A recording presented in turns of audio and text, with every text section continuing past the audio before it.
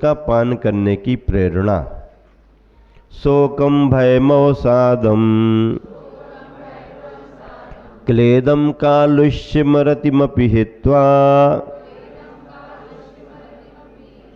सत्तोत्साहमुदीरि च मनः प्रसाद्यम श्रुतैरमृतैः।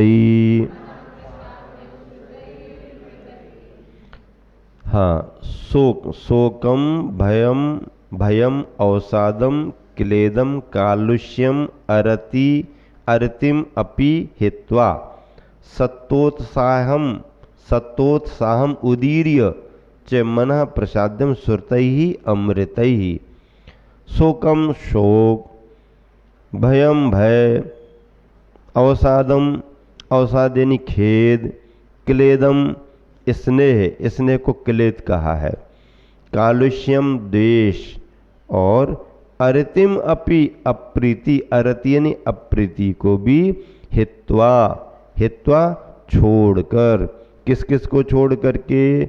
शोक किसे कहते हैं?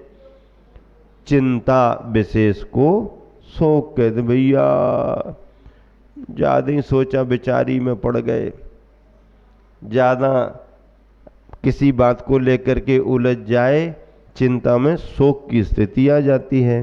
भय, डर, अवसाद, खेद का अर्थ थकावट होता है। थकावट, खेद यानी एक तरह से शरीर की थकावट, अवसाद आता है। स्नेह, द्वेष, अप्रीति आदि इन सबको छोड़कर तथा सत्व उत्साह, सत्व यानी धैर्य, उत्साह यानी मन की प्रसन्नता पूर्वक कार्य करने की प्रवृत्ति, उत्साह, उदीर्य, इन सबको प्रकट कर, उनको छोड़ करके और सत्व और उत्साह को अंदर से प्रकट कर क्या करे? श्रुत ही अमृत ही, श्रुत शास्त्र रूप अमृत के द्वारा। कौन से अमृत के द्वारा? कौन से अमृत के द्वारा? हाँ, अमृत जानते किसे कहते हैं? किसे कहते हैं अमृत? कमल बोलो, अमृत किसे कहते हैं? बोलो, अमृत किसे कहते हैं? बोलो। सुना सबने है, न देखा है और न पीने को मिला है। और जिस समय पीने को मिला होगा ना, उस समय की याद नहीं है। और अब जब याद आ रही है ना, शास्त्र पढ़ पढ़ करके अमृत अमृत अमृत अमृत अमृत, कुछ ना कुछ होगा तो ना। हम लोगों ने सुबह सुबह स्वाध्याय चलता है ना आचर्षी के पास में कुंडलपुर में, तो स्वाध्याय के समय चर्चाओं में ऐसी करते थे। आचर्षी भी पूछते थे, सुनाते थे। अमृत की चर्चा आई तो अपने संघ के प्रशांत सागर जी महाराज जी कहने लगे, आचर्षी जी अमृत होत का है बताओ तो। अमृत होत का है बताओ तो। तब आचर्षी कहें क्या बताओ का, बताने की चीज है क्या? ये तो पढ़ो और अनुभव करो, अमृत है। तो फिर कहने लगे नहीं कोई तो चीज होगी तब तो अमृत की चर्चा आती। तो आचार्य ने कहा जैसे मिठास में अपन कल्पना करते हैं, अपना अनुभव है, गुड़, खांड, शर्करा, अब शर्करा से आगे और बढ़ जाओ तो सैकरीन, और अब जो और वैज्ञानिकों ने क्या क्या बना लिए, उसमें से बढ़ते जाओ बढ़ते जाओ बढ़ते, अंत में जो मिले सो अमृत। अंत में मिले सो अमृत। अमृत की चर्चा आती है, देवों के आहार में सम्मिलित है, आदि आदि। तीर्थंकरों के अंगूठे में भी देवगण लगा करके जाते हैं। मनुष्य और तिर्यंचों के लिए ये प्राप्त नहीं है, प्राप्तव्य नहीं है, लेकिन चूंकि उसकी अवस्था है तो उसकी चर्चा आती है। तो अब यहाँ ये वाले अमृत तो सब छूट रहे हैं, खान पान छूट गया। अब खान पान छूट गया तो क्या मिले खाने पीने में? बाहर के चारों प्रकार के आहार गए, और अभी नहीं भी गए तो शुरुआत धीरे धीरे होगी, आगे बताएंगे। तो क्या करें फिर? श्रुत रूप अमृत, ज्ञान के अमृत का पान करें। ऐसा मनः प्रसाद्यम, और अमृत पान के द्वारा चित्त को प्रसन्न करना चाहिए। इस प्रकार संलेखना स्वीकार करने के बाद शोक, भय, खेद, स्नेह, कालुष्य और अरति भाव को छोड़कर बल और उत्साह को प्रकट कर अमृतमय श्रुत वचनों से मन को प्रसन्न रखना चाहिए। आचार्य महाराज का भाव ये है कि अब इस संलेखना की विधि जो बता रहे हैं, ये नहीं करो, वो नहीं करो, ऐसा नहीं वैसा नहीं, ये छोड़ो वो छोड़ो, तो फिर करेंगे क्या? तो ज्ञान रूपी अमृत स्वाध्याय करें और उसमें अपने मन को लगाएं। अगला श्लोक, अब आहार त्याग करने का क्रम बता रहे हैं। कैसे कैसे? संलेखना का मतलब ये नहीं है आज मन में भाव आया आज ही इसे छोड़ दिया, ऐसा नहीं। मन में भाव आया और आज से छोड़ दिया, तो छोड़ने के पहले अभ्यास होना चाहिए। मन में भाव अचानक ही आएगा, लेकिन अगर संकल्प लेना है तो उसका अभ्यास आपको पहले करना चाहिए। कोई भी व्रत लो, कोई भी नियम लो, किसी भी प्रकार, सालों से भावना चलती है, भावना भाते आ रहे और आपने अभ्यास नहीं किया और भावना में आकर के एकदम नियम लिया, हो सकता कठिनाई आ जाए, हो सकता झटके में पल भी जाए, वो बात की बात है, लेकिन कुछ आपको असुविधा भी हो सकती है।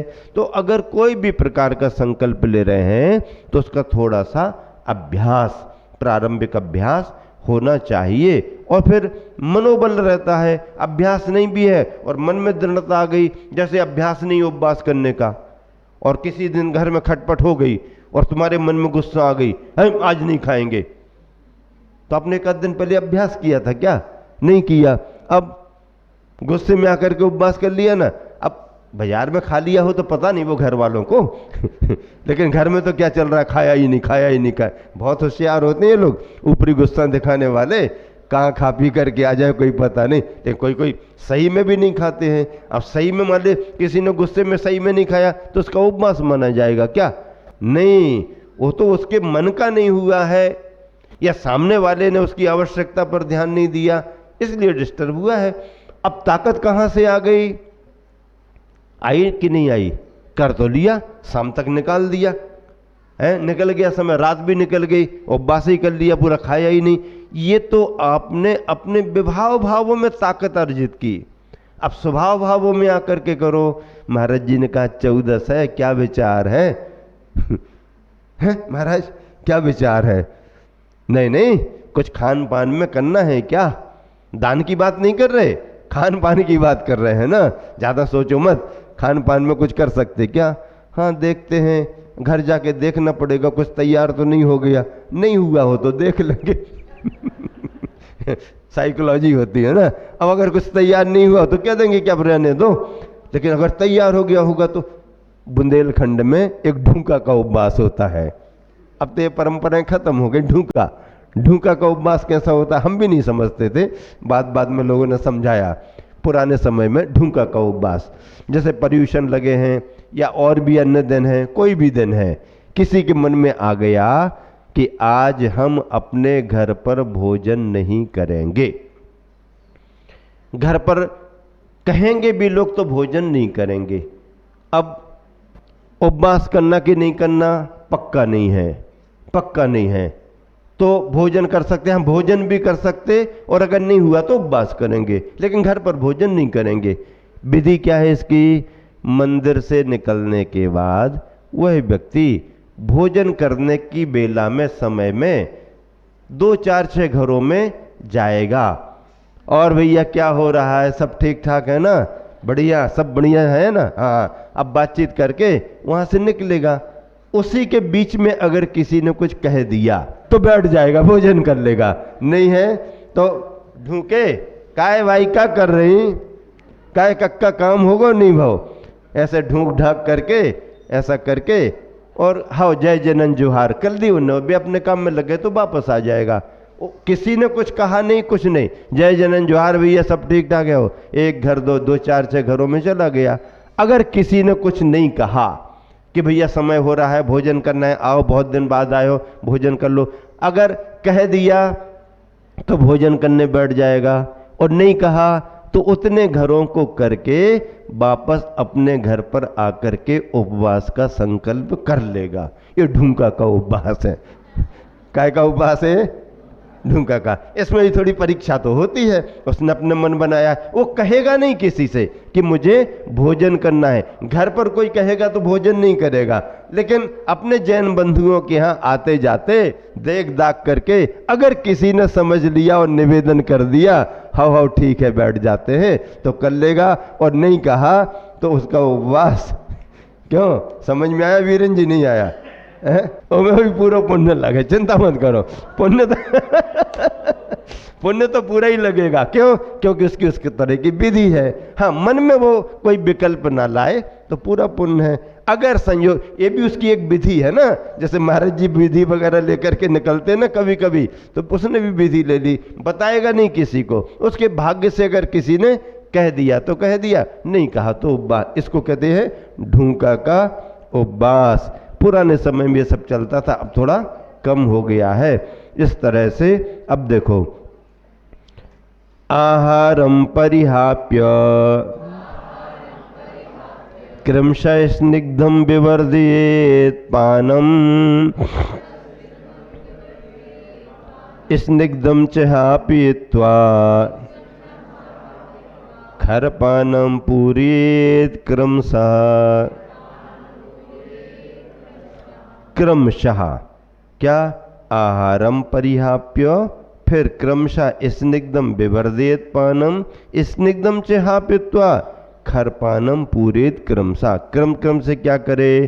क्रम से आहारम, आहार यानी कबलाहार, रोटी चावल दाल भात आदि आदि जो भोजन के रूप में ग्रहण करता था, परिहाप्य उस कबलाहार को छुड़वाकर फिर स्निग्धम, स्निग्ध, स्निग्ध आदि भी कबल में ही आते हैं, लेकिन कबलाहार का मतलब मूल आहार को, भोजन आदि को छोड़कर स्निग्धम दूध आदि स्निग्ध पदार्थों को बढ़ाए, पेय पदार्थों को बढ़ाए। उससे क्या होता है?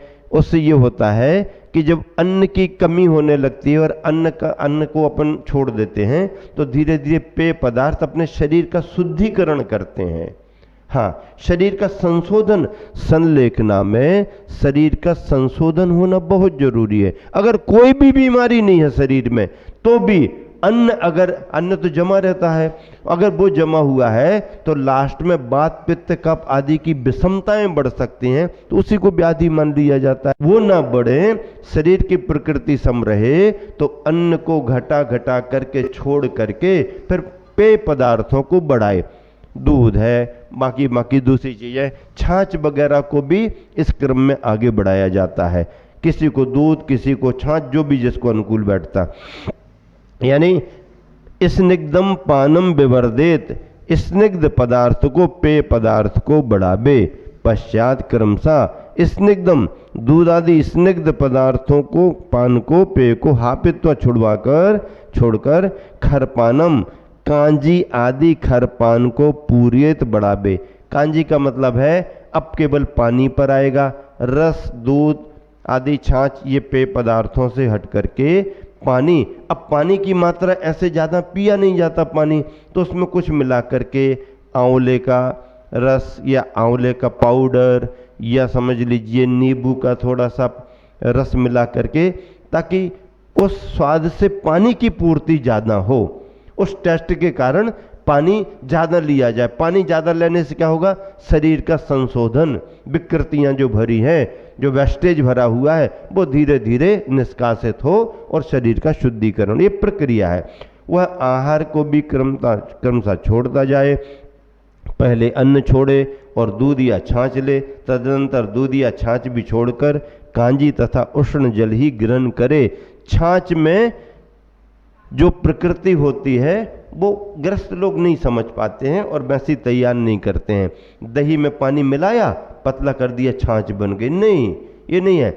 वो तो दही का मंथन कर करके उसके अंदर का मक्खन जितना निकाला जाए, मक्खन निकलता जाए। और मक्खन एक झटके में नहीं निकलता है, मक्खन निकलने में समय लगता है, रुक रुक करके उसका मक्खन निकालना पड़ता है, मेहनत होती है, समय लगता है। और जब वो निकल गया पूरा, तो उसकी खटास भी खत्म हो जाती है और वह एक तरह से प्रकृति में शरीर के लिए शीतलता भी प्रदान करता है और एकदम कमजोरी नहीं आने देता है, थोड़ा आधार बना रहता है। उसको छाछ कहते हैं, उसको तक्र कहते हैं। तक्र यानी छाछ।